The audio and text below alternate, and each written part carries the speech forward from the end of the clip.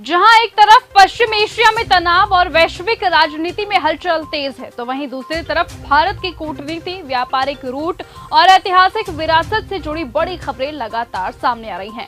आज के इस बुलेटिन में हम आपको बताएंगे ईरान, यूएई और अमेरिका को लेकर बढ़ते तनाव को, पुतिन का चीन दौरा, भारत की यूएन में सख्त चेतावनी, हॉर्मुज स्ट्रेट से जुड़ी अहम अपडेट और दुनिया के कई हिस्सों में हुए बड़े हादसे और राजनीतिक संकट की पूरी जानकारी।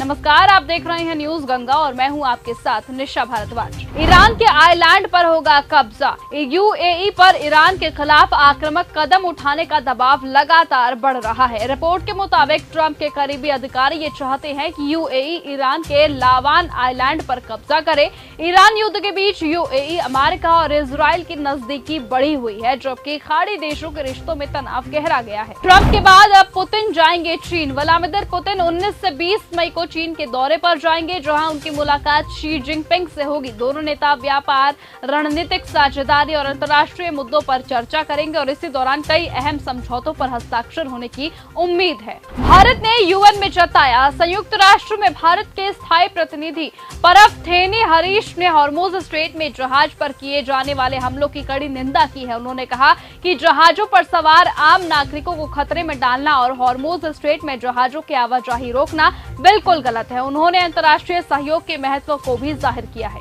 हॉर्मुज पार कर एक और भारतीय टैंकर गुजरात पहुंचा। हॉर्मुज पार कर एक और भारतीय टैंकर गुजरात पहुंचा है। एलपीजी टैंकर सिमी गुजरात के कांडला पोर्ट पहुंचा है। सिमी टैंकर पर 20,000 टन गैस लदा हुआ है। कांगो में इबोला वायरस से 87 लोगों की जान गई। कांगो और युगांडा में इबोला वायरस का प्रकोप लगातार बढ़ता जा रहा है। अभी तक 87 लोगों की जान जा चुकी है।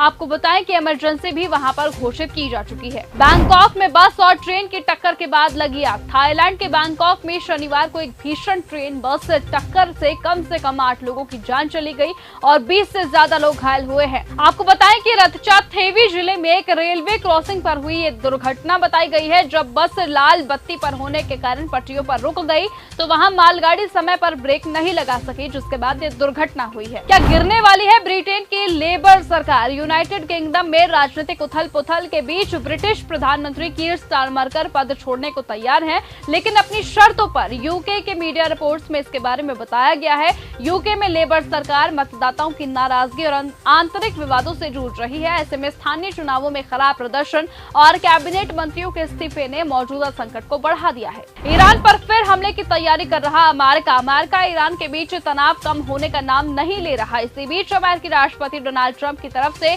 एक पोस्ट किया गया है, जिसने पश्चिमी एशिया एक बार फिर से तनाव की ओर आशंका जताई जा रही है। भारत वापस आएगी 1000 साल पुरानी चोल विरासत। पीएम मोदी ने कहा कि मैं नीदरलैंड सरकार और विशेष रूप से लीडेन विश्वविद्यालय के प्रति आभार व्यक्त करता हूं, जिसने 19वीं शताब्दी के संक्रमण काल से इन तांबे के शिलालेखों को संरक्षित रखा है। आपको बताएं कि भारत साल 2012 से आइन मंगलम ताम्रपत्रों की वापसी के लिए प्रयासरत है, जिन्हें नीदरलैंड में लीडेन प्लेट्स के नाम से जाना जाता है। बालेंद्र सरकार को सुप्रीम झटका। काठमांडू में नेपाल के सुप्रीम कोर्ट ने बालेंद्र शाह सरकार को बड़ा झटका दिया है। आपको बताएं कि अदालत ने भारत से सीमा पार लाए जाने वाले 100 नेपाली रुपए से अधिक के घरेलू सामान पर सीमा शुल्क वसूलने के फैसले पर अंतरिम रोक लगा दी है। आपको बताएं कि वित्त मंत्रालय के इस फैसले से तराई क्षेत्र में भारी नाराजगी जताई गई है। तो फिलहाल आज की इस बुलेटिन में सिर्फ इतना ही। देश और दुनिया की तमाम बाकी खबरों के साथ ऐसे ही जुड़े रहने के लिए आप बने रहिए और देखते रहिए न्यूज गंगा। नमस्कार। अगर आपको यह हमारा वीडियो पसंद आया हो तो इसे लाइक और शेयर करना बिल्कुल न भूलें। साथ ही हमारे चैनल न्यूज गंगा को सब्सक्राइब और फॉलो जरूर करें, ताकि देश और दुनिया की हर बड़ी खबर आप तक सबसे पहले पहुंचे।